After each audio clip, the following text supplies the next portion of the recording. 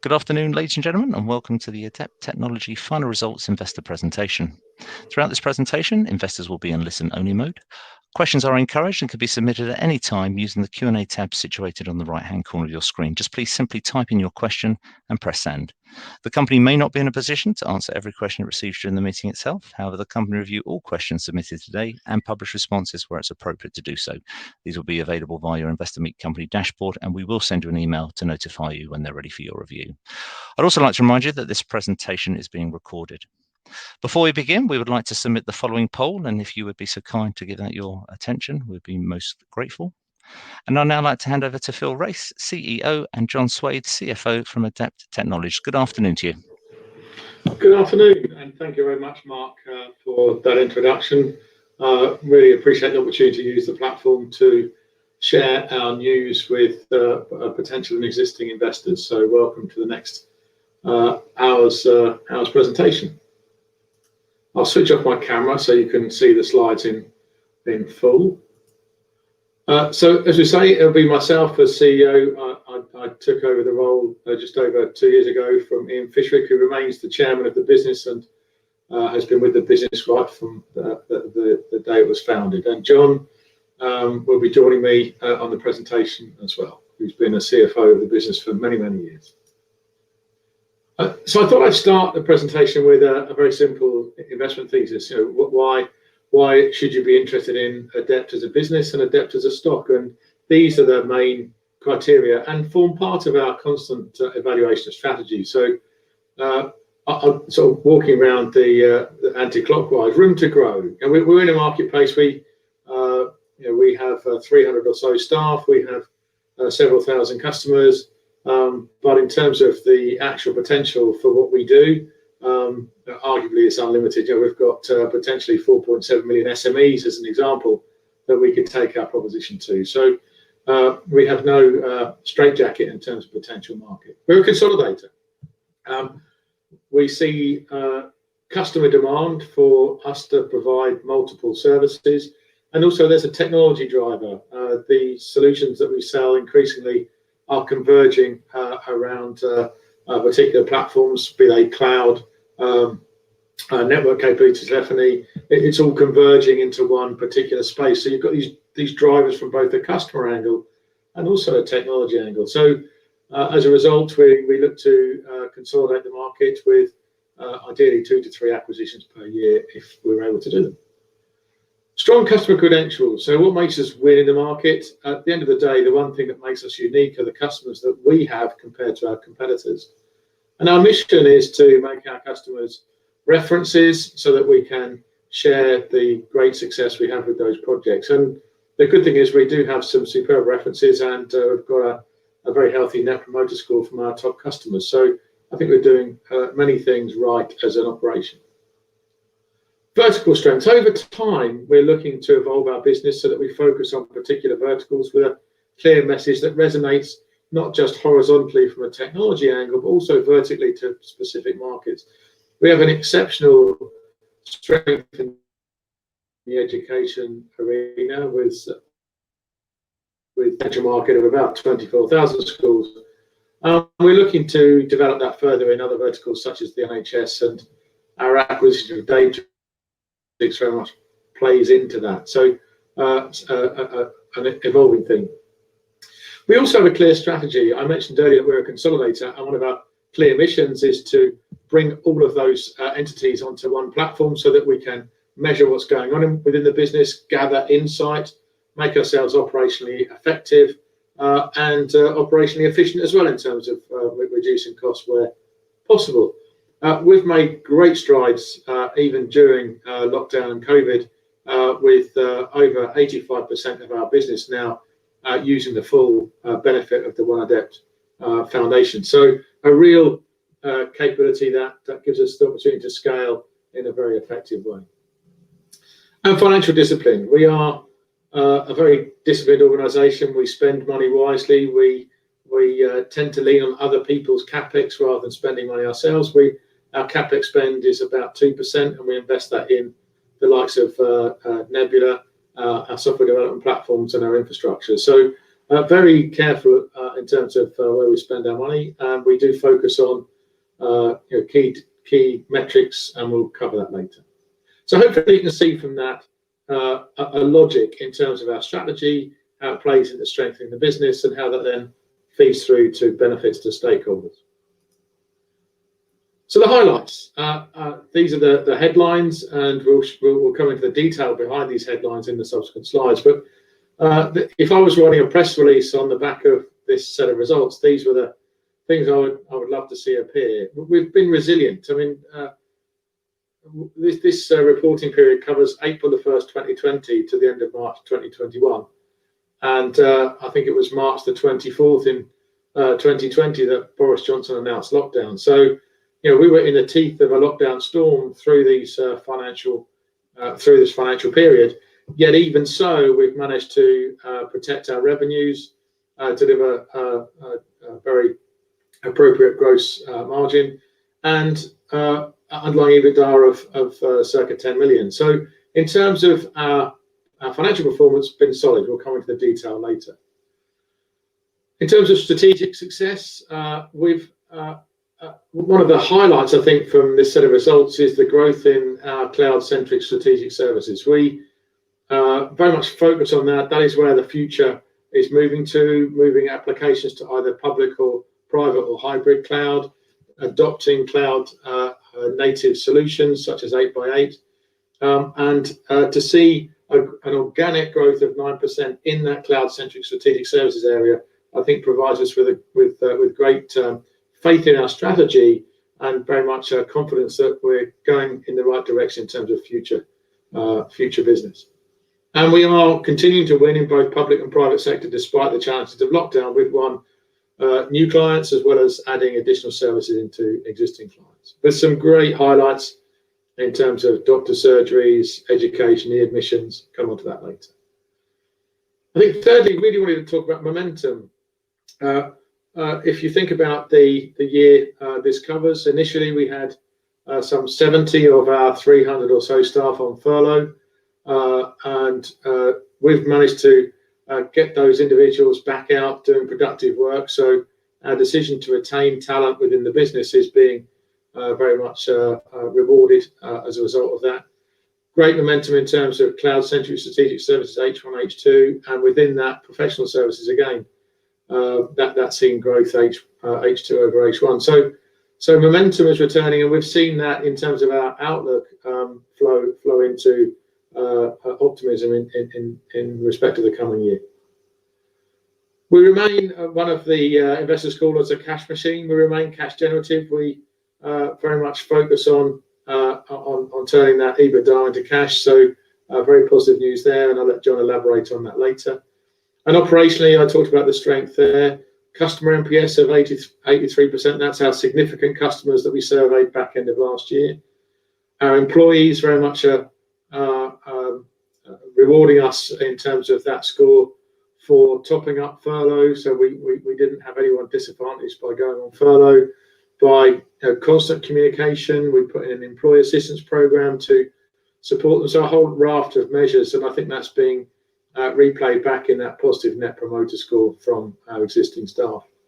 And as I mentioned earlier, the deployment of Project Fusion, which is the deployment of platforms that everyone within the business will use to help support their activities.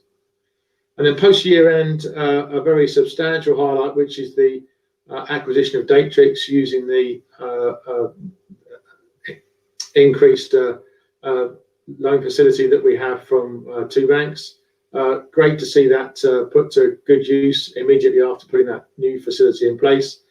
Very encouraged by the early months of the engagement with the Datrix team, and a very substantial and game-changing acquisition for us. So very, very strong, very clear progress in the last 12 months.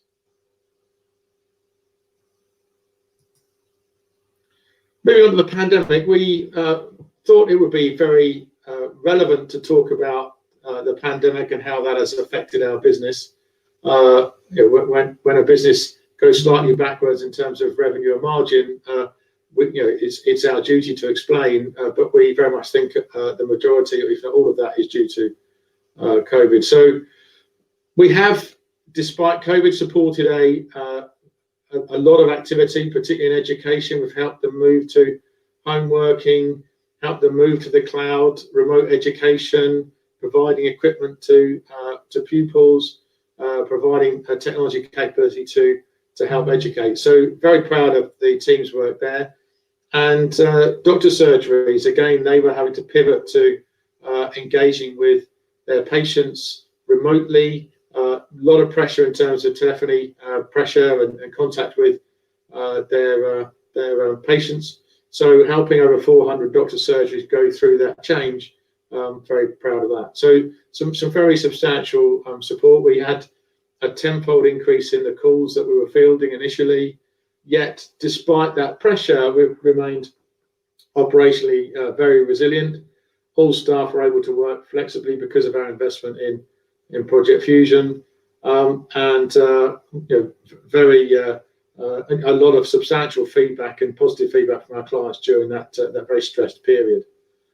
But obviously, we have seen other impacts there. The accelerated decline in call revenues, which you'd expect. Obviously, a lot of our clients, their staff are working from home and using various video conferencing facilities. So the revenue that we would expect from calls dropped more than anticipated in the year. So obviously there were negative effects.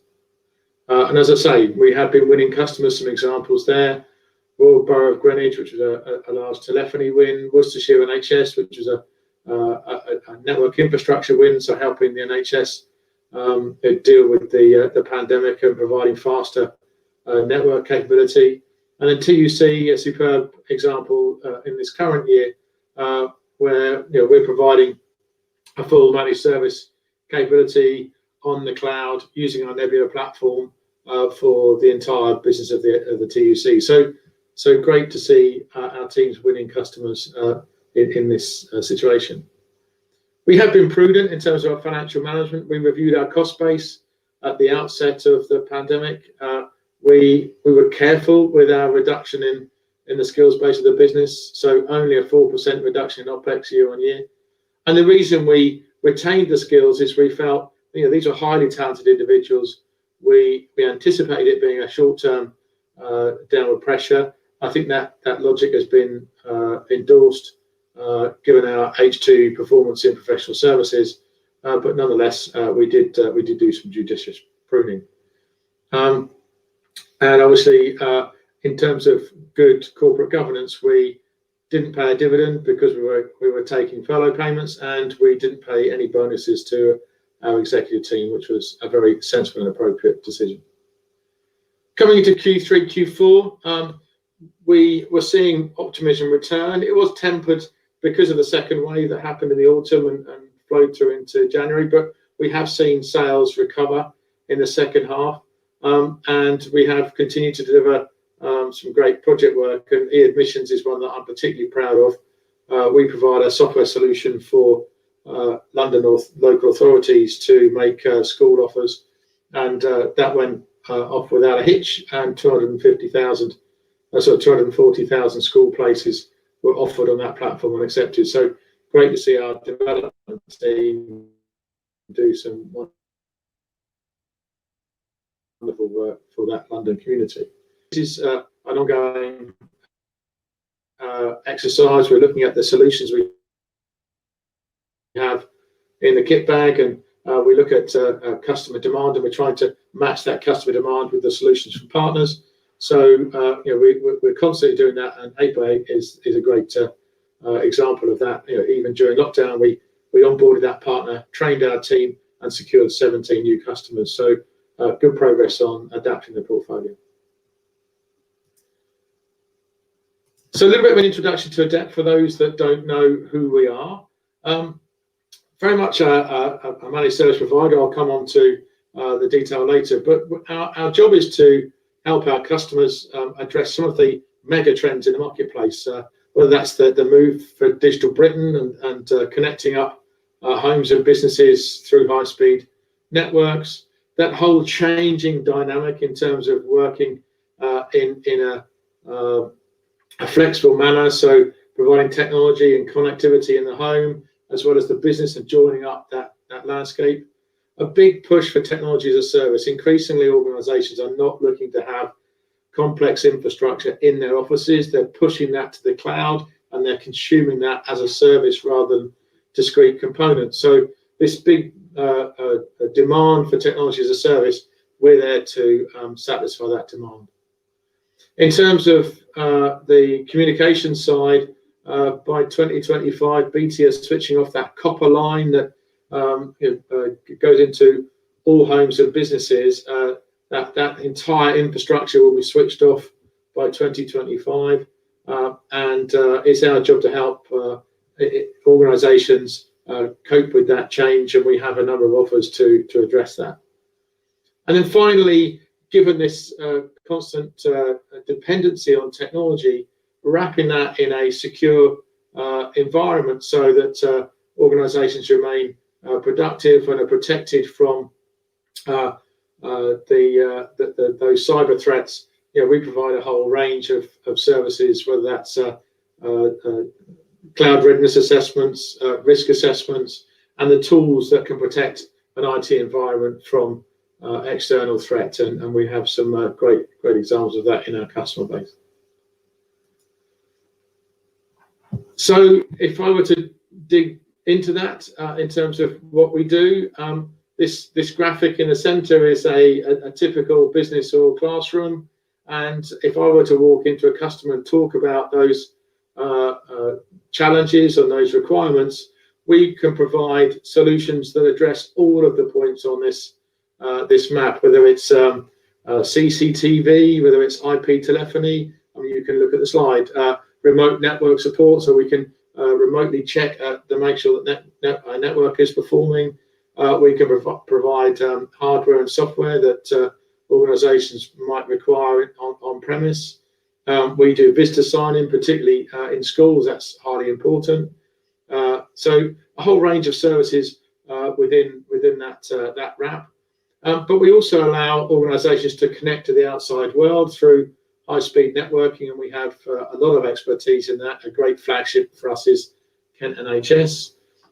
We can manage that IT estate, so we have support desks that proactively support and evolve our client's estate. We can connect with either public or private cloud, Microsoft and AWS being examples. And we have a whole range of service offerings to make that transition, that change, and that strategic evolution seamless.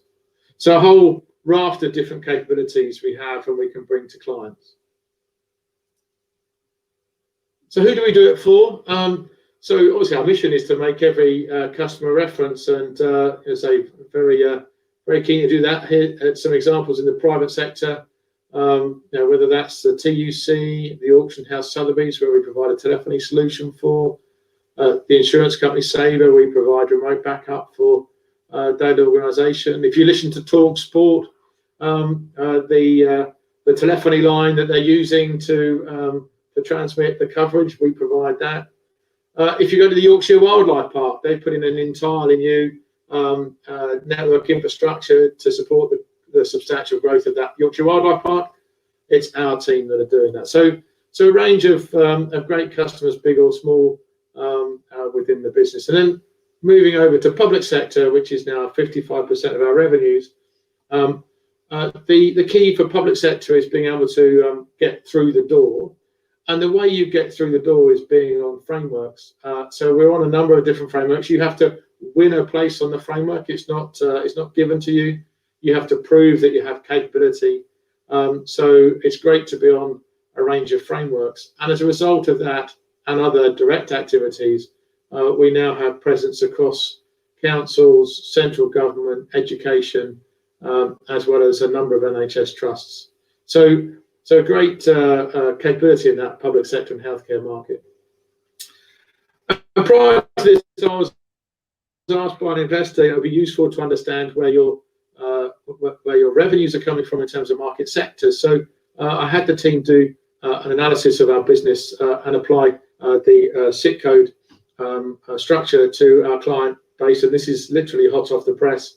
But you can see there our exposure to some of the more stressed market verticals is very modest. Our presence is largely in education, healthcare, construction, real estate services. So very little exposure to travel and entertainment, which obviously have been suffering somewhat more than others in this interesting time. So that's allowed us to be resilient, and hence the financial performance of the business. Some facts about the business. We have a team now of 340 or so individuals, highly talented, and we still consider ourselves as a small to medium-sized company, but we very much walk the talk, and I think we punch above our weight in terms of some of the credentials we have as a business. We support one of the largest Microsoft 365 estates in Europe, 1.6 million users on a single instance in the education space. We have a huge amount of credibility in terms of providing infrastructure for our customers. The virtual telephony, we have great experience. We've rolled out one of Europe's largest firewall programs to secure the school estate. We have great presence in NHS trusts and local councils. So we're very proud of the fact. I think we punch above our weight in terms of some of the credentials we have as a business. Well, I thank you for the questions that are coming through. Looking forward to answering those in due course. And how do we do it? So I talked about our modest capex spend of just shy of 2%. And the reason for that is that there are a whole range of partners out there that are looking for us to provide their services to our clients. And we are very much their channel to market, which means that we can lean on their R&D and their spend. And our job is to pick the best partners, integrate those partners, educate our team so that we can talk about their capability and join them up for the benefit of the marketplace. So these partners are crucial to us. It's important for us to be highly engaged with them, and we have great relationships with all of the organizations that we're putting on this slide. And it is important for us to constantly evolve this list so that we deliver against the evolving market demand. And 8x8, as I say, is a great example of how we've evolved the portfolio. I touched on ADEPT Nebula. We decided to invest modestly in our own infrastructure to make it easier to consume a range of services, to enable us to provide our hybrid cloud capability, so we can take applications and we can run it on behalf of our customers.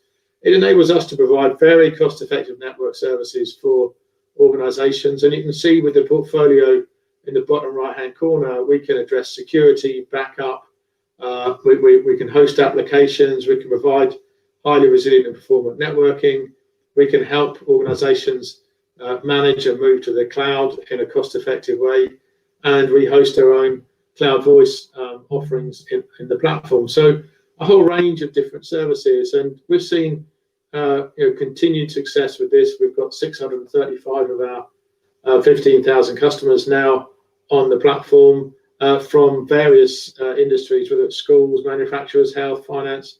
So a range of different types of organisation are using this service, and it's something that we continue to see the benefit of, and it will also help cross-sell in terms of we sell a customer one of the solutions, and we can, as a result of the range of services, encourage them to take more than one, and that's obviously a benefit to us financially and also in terms of our customers.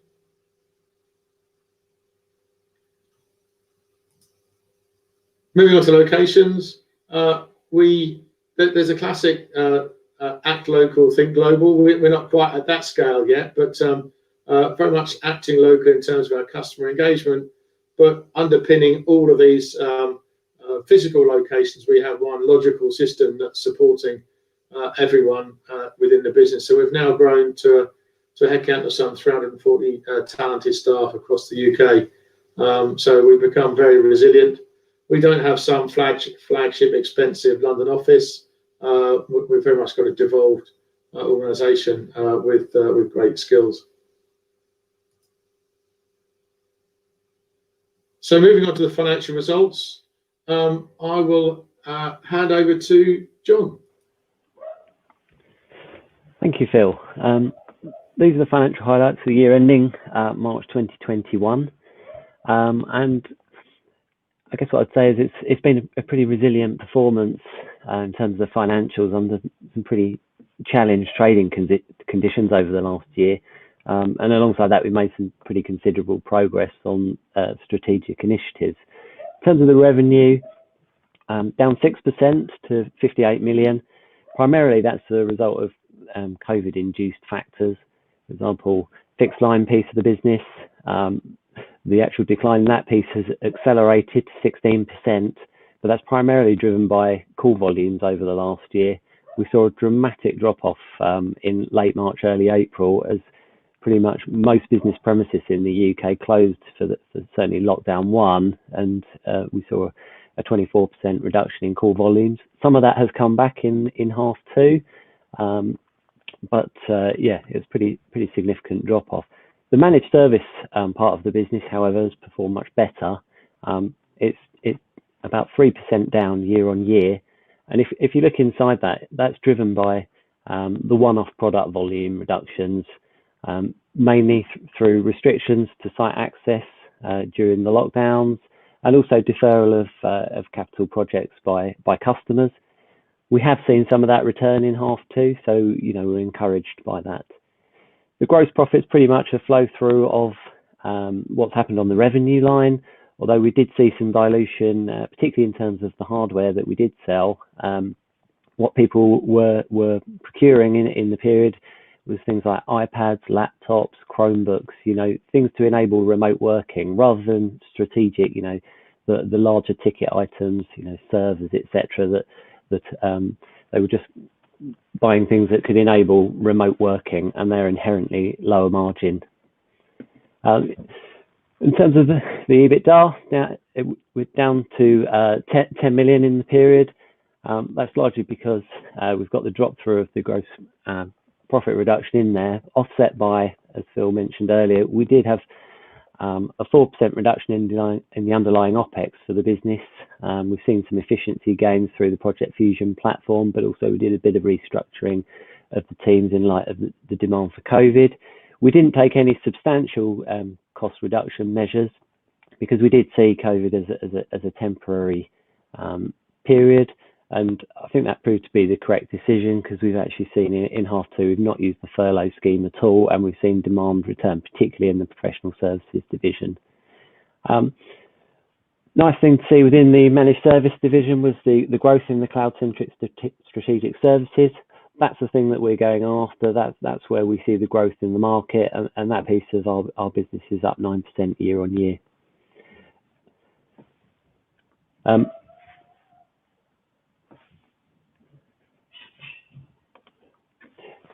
Adjusted profit before tax, it was 6.2 million in the year. The drop off from the prior year is a result of the reduced EBITDA number, offset by a lower interest cost in the period due to a lower average borrowings position.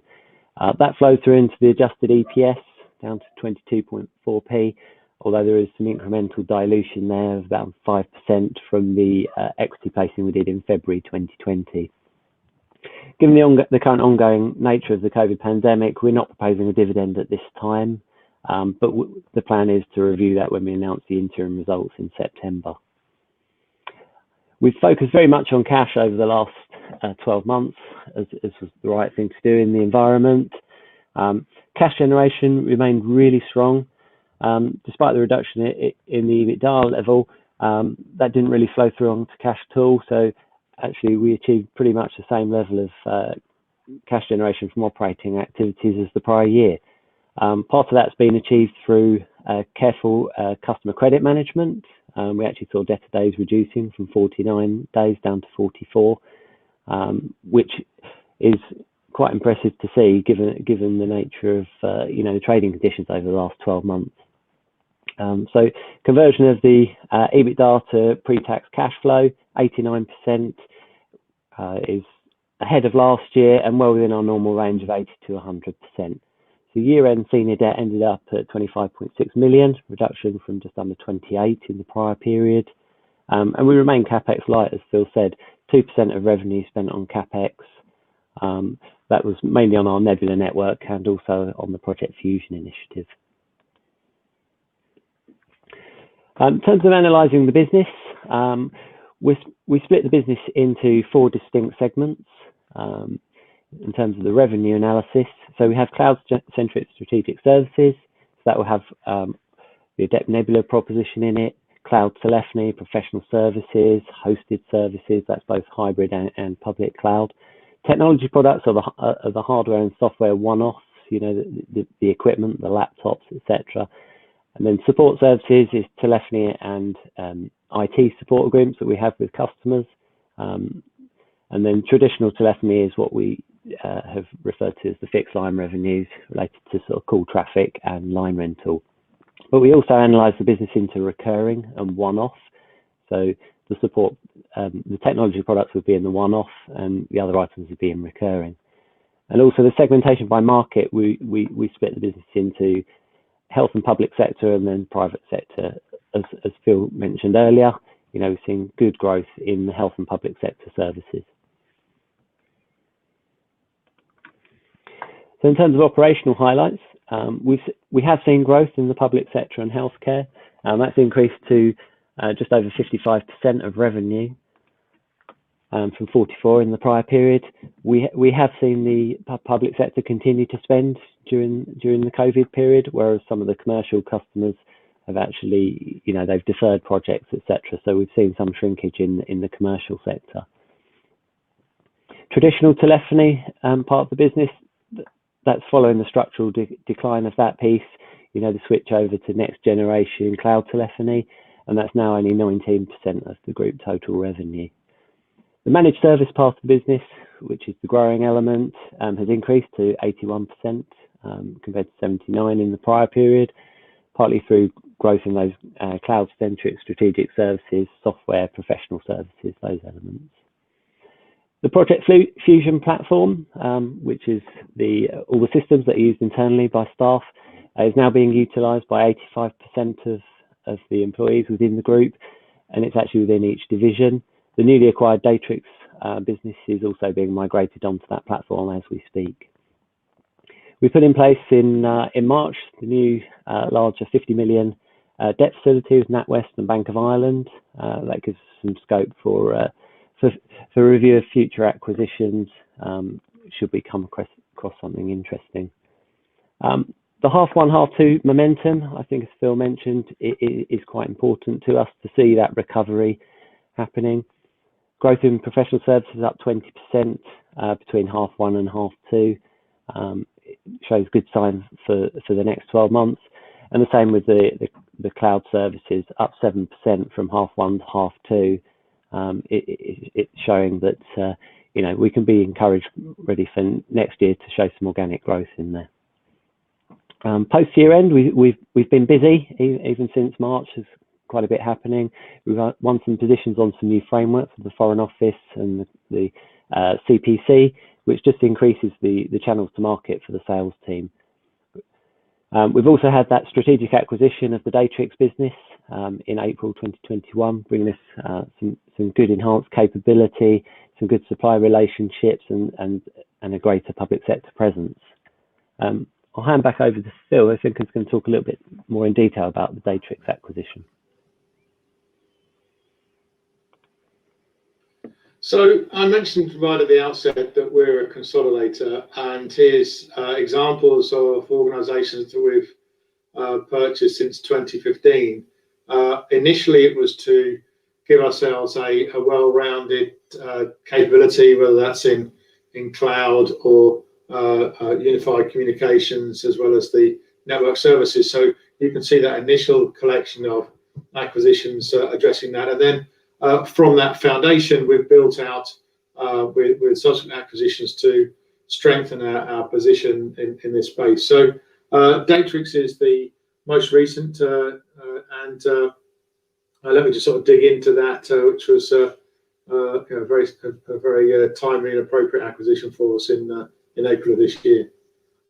So one of the questions I've got is in terms of acquisitions, what type of organisation do we look for, and what is our acquisition pipeline? So in terms of pipeline, there is no there is a huge number of potential candidates that are presented to us. This year alone, we've evaluated over 50 potential acquisition targets. So there's a lot of potential targets for us in terms of consolidating a vertical or expanding our geographical presence or adding additional capabilities. So a lot of potential candidates, and we are pretty ruthless in terms of narrowing those down to ones that we'll seriously consider.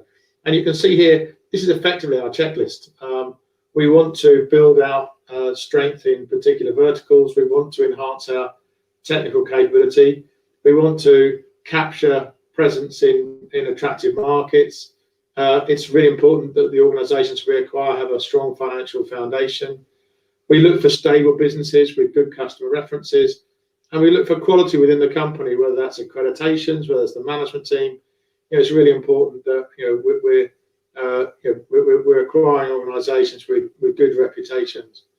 And Datrix absolutely ticked all of those boxes. As you can see here, they have a strong presence in health and public sector, so consolidated our presence there with presence within 25 NHS trusts and a number of other public sector customers. I'll come on to their customer base in a subsequent slide.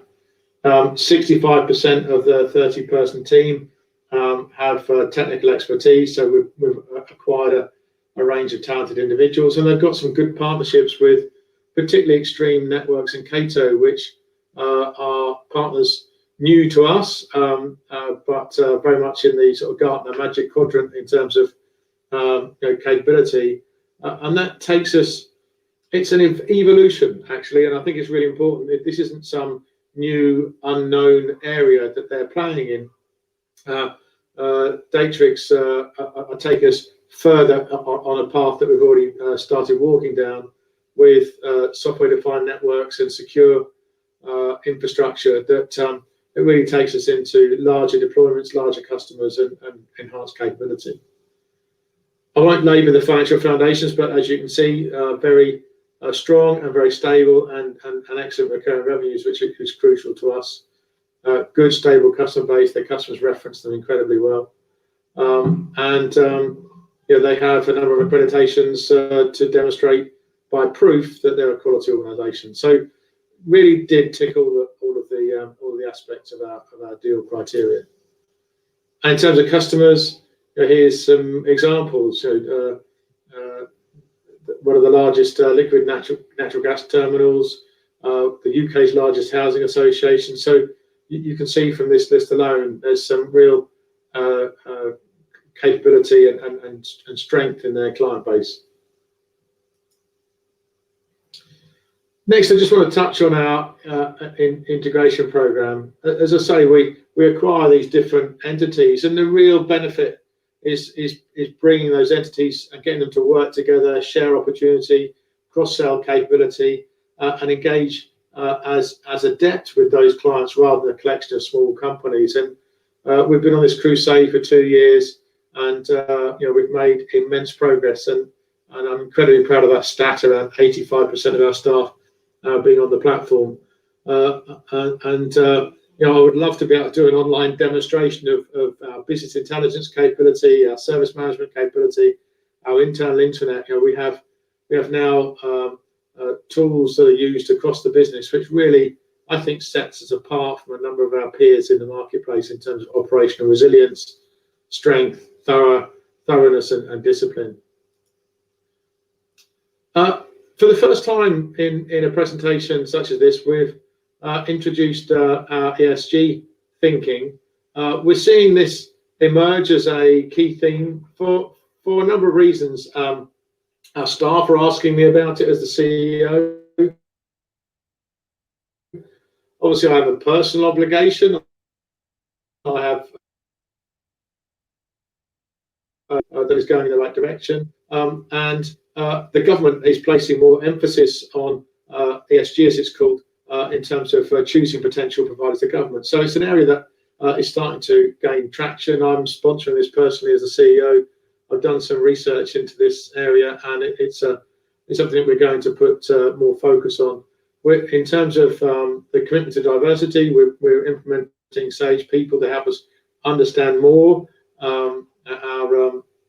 our people landscape, and we're going to start looking at frameworks so we can report more robustly on the whole topic of ESG. So my point here is watch this space. We're taking it seriously.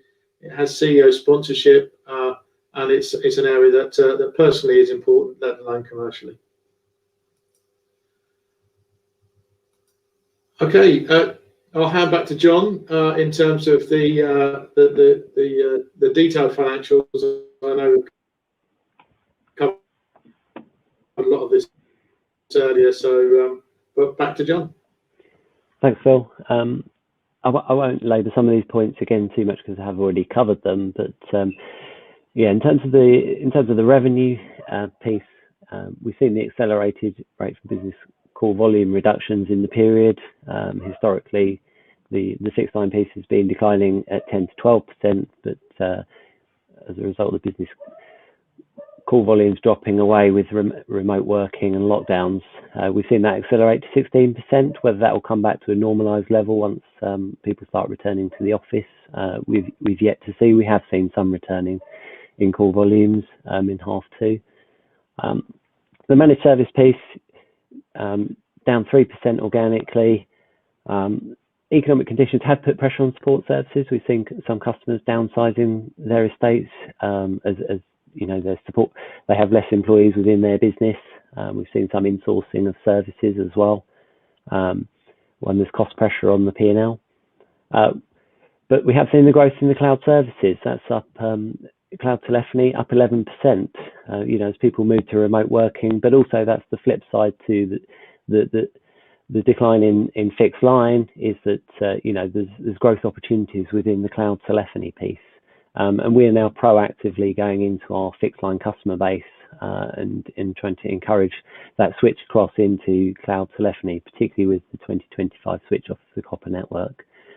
17% down on products in the period, partly impacted by the access restrictions on lockdown into customer sites, but we have seen improvement in half two.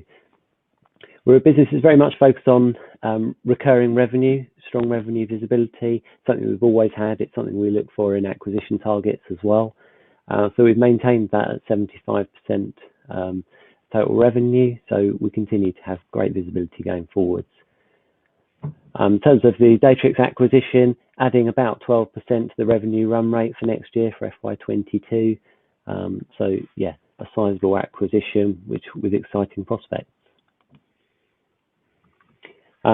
Earlier on, talked about the 4 different product segments that we analyse the business into, and our focus is very much on the strategic cloud-based services piece, which is the growing part. That's increased from 37% up to 43% of total revenue, which is good to see. So we've had organic growth of 2% within data connectivity services. The demand for increased bandwidth and faster networks continues. 11% growth in the cloud telephony part, and up 37% in terms of professional services, including things like the DFE funded projects for moving schools to enable remote schooling with the Microsoft Education and Google G Cloud. I've mentioned about the fixed line telephony. Support services, yeah, as I said, we have seen customer sector pressures from the economic conditions. We've seen, you know, certainly our customers in travel, leisure, etc., really downsizing their estates, and we've seen a few customer failures within the customer base, which has impacted support services. We've also seen some insourcing of services London Grid for Learning insourced the online backup service we did for them. I mean, it was a piece of pass-through revenue, but yeah, they've insourced that. And technology products, as I said before, impacted by the access restrictions. And also we have seen delayed customer CapEx putting off decisions, although we're now starting to see the confidence return, and certainly seeing tendering volumes for new business increasing.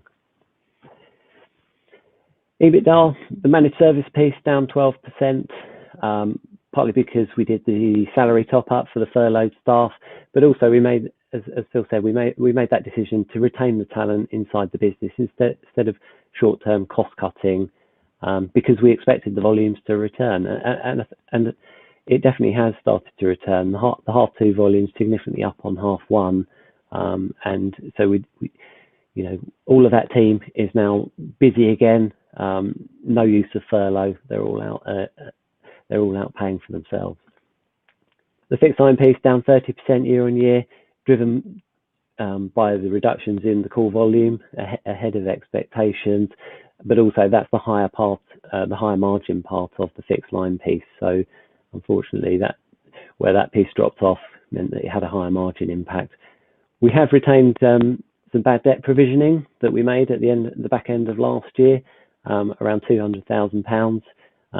We don't think the COVID-19 situation is fully eased, and we're waiting to see what happens with any potential impacts of the government funding withdrawals on the furlough scheme, and also now that people have to start making the interest and repayments under the CBILS schemes. We have also done investment in the operating platform and group services such as HR within the business, so getting ready and scaling up the platform ready for growth. In terms of cash flow and funding, ended the period at 25.6 million of senior debt.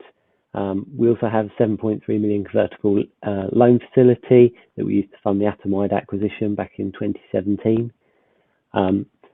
Cash conversion remains strong, 89% in the period. We have had that focus on customer credit collection, improving the debtor days from 49 down to 44, and ended with free cash flow yield of 9%, which is pretty much sector leading against some of our peers.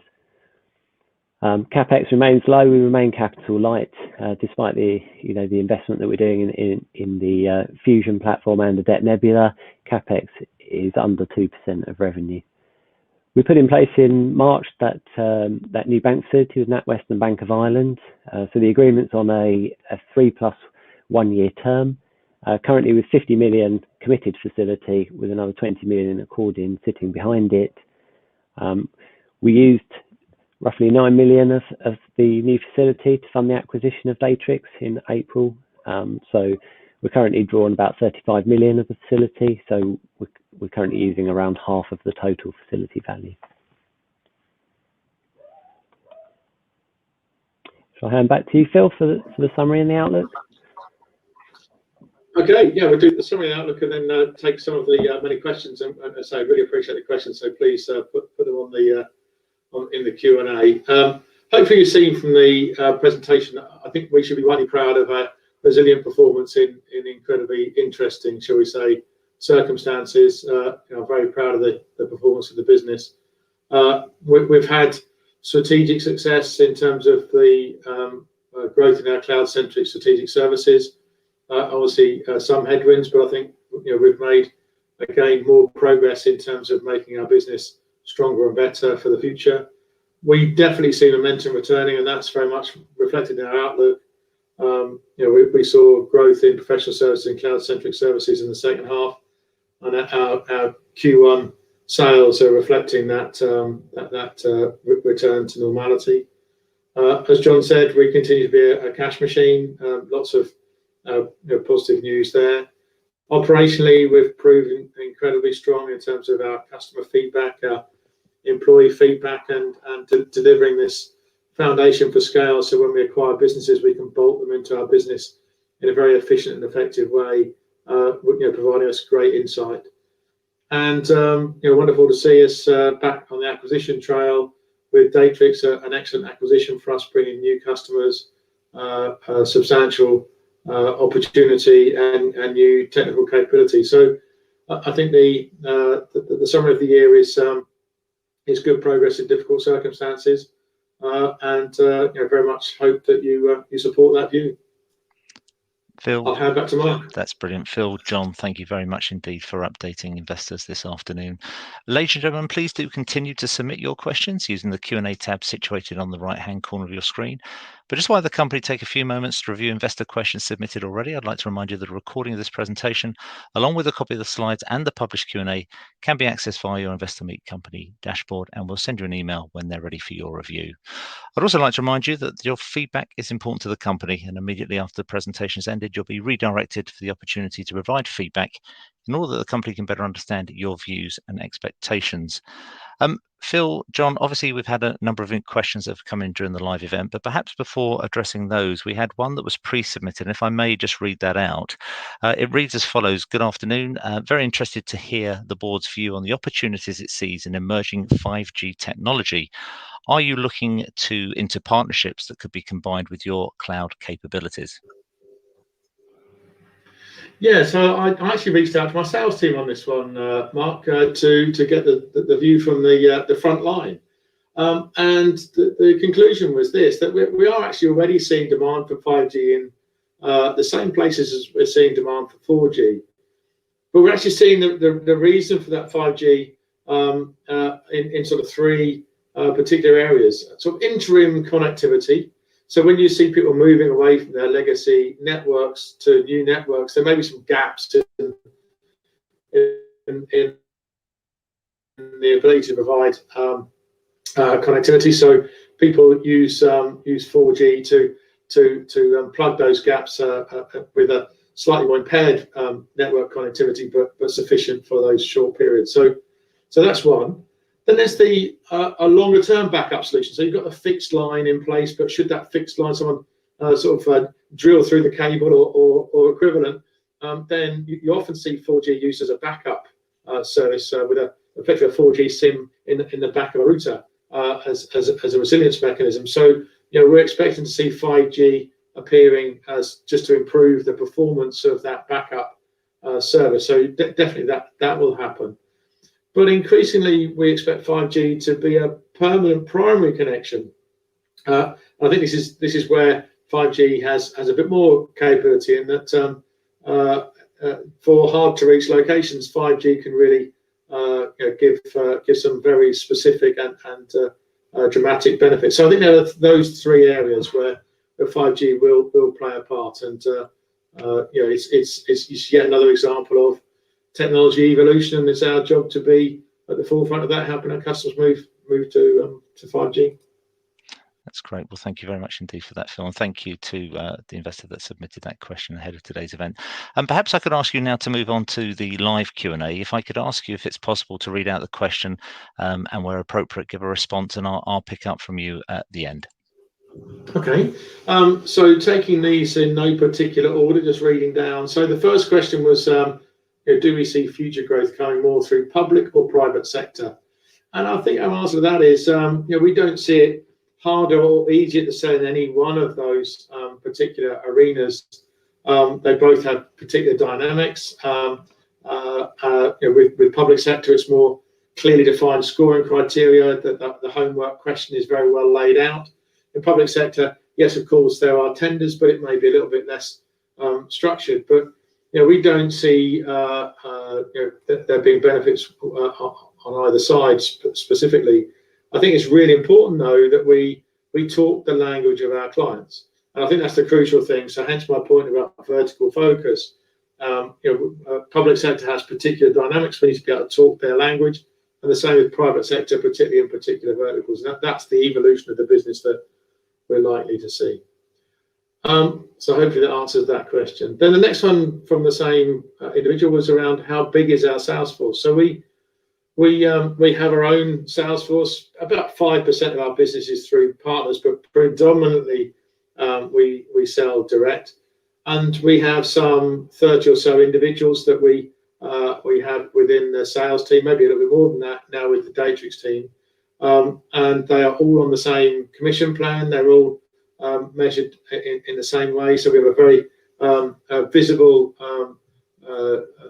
way of looking at their individual performance, and that's working incredibly well. So very much an in-sourced and driven sales team that we're constantly training and developing over time. So the next question is related to, I would have thought with working from home and the disruptive rush for digital, there'd be a bonanza, and we will be one of the beneficiaries. And I think that's a very valid question, and I think there has been a real demand for what we do, but obviously, so there's sort of tailwinds and headwinds. I went sailing at the weekend, so sadly a lot of my analogies are sailing related. So we've had tailwinds and headwinds. So the tailwinds are the move to the cloud, the move to virtual meetings, the move to Office 365, Microsoft, etc., etc. So we have had those tailwinds, and you see that in that 9% growth number in the figures. But obviously we've had some headwinds. People haven't been going into the office, therefore they haven't been using their landline, hence the calls and lines revenue have been dropping. And even though we have a very resilient customer base with very little exposure to some of the more damaged parts of our economy, some of our customers have sadly gone out of business. College has been a good example. Not a massive customer of ours, but obviously they've ceased trading and therefore they've stopped taking our services. So you've got that headwind which has tempered that tailwind of growth, and hopefully that answers your question. But we very much see that in the future. IT is sort of ram-raided its way into the boardroom. It's now a crucial part of any discussion for any business, I suspect, and it's our job to capitalise on that change in dynamic, and we're seeing that with our sales progress this quarter. Next question from the same individual was around how profitable were our engagements with the schools moving to the cloud, and actually I think John's answered that. Very profitable, because we, particularly at the gross margin level, because we deployed skills that we already had in the business, and we focused them on that opportunity, which was fueled by the Department for Education. So we had very good gross margin contribution from that cloud migration activity. Lots of small projects. They weren't massive programs, but several small projects for schools, and we've had some very positive feedback from schools. So it puts us in good stead for future engagements with those schools, and we're playing to a very strong thing, which is cloud migration. So hopefully that answered your question there. What makes us different to our competitors? Really good question. I always hesitate on this one because it's very, I see on many websites, and I've seen in many presentations, we are unique, we are special, we are highly differentiated, and if you replace their brand name with ADEPT, you could say exactly the same thing. So I very much temper my use of that language. I think what makes us unique is our customer references. No one else can talk about our customer references. No one else has the 340 people that I employ. And I would argue our focus on our people and our culture and delivering a fantastic service, I think maybe sets us apart from others. And I think also our ruthless execution of Project Fusion, delivering our One ADEPT program.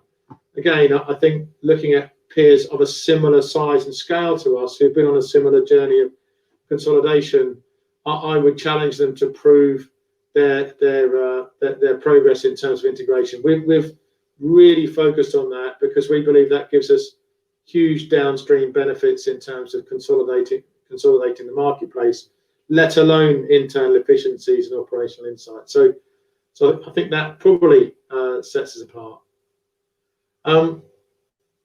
Next question, what opportunities do you see from Openreach retiring PBX?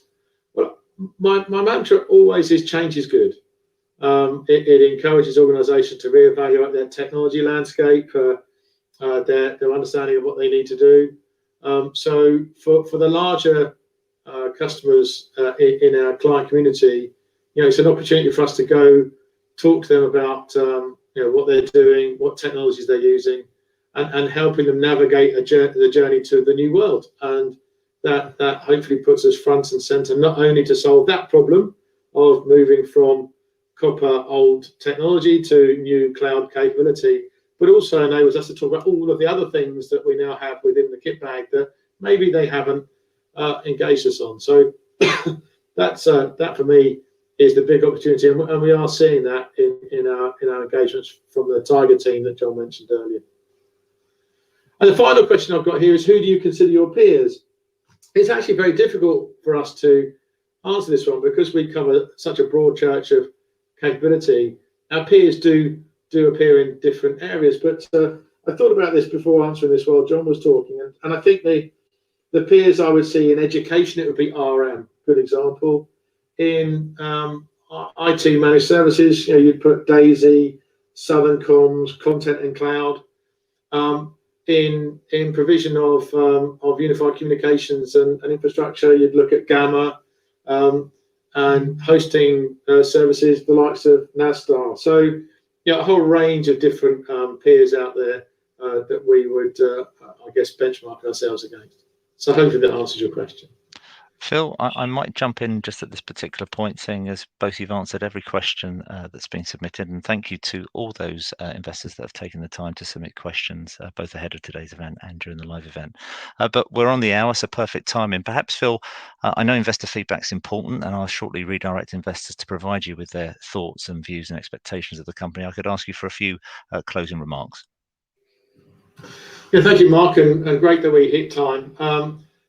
We put a lot of effort in preparing these presentations, preparing the RNS, and making sure that our investors are informed. And we put exceptional effort in, particularly this year because of COVID, and we want to explain the story of the year and how that has impacted our business positively and the challenges we've faced. I guess the plea is all feedback's gratefully received. We think we are confident. Actually, we're doing a very good job. We're confident in the outlook of the business, but it's always great to receive feedback. So please use this platform and other means to let us know how you feel about us as a business. Phil, John, thanks once again for updating investors today. Can I please ask investors not to close this session, as you'll now be automatically redirected for the opportunity to provide your feedback in order that the management team can better understand your views and expectations. This will only take a few moments to complete, but I'm sure will be greatly valued by the company. On behalf of the management team of ADEPT Technology Group PLC, we'd like to thank you for attending today's presentation. That concludes the session. Good afternoon to you all.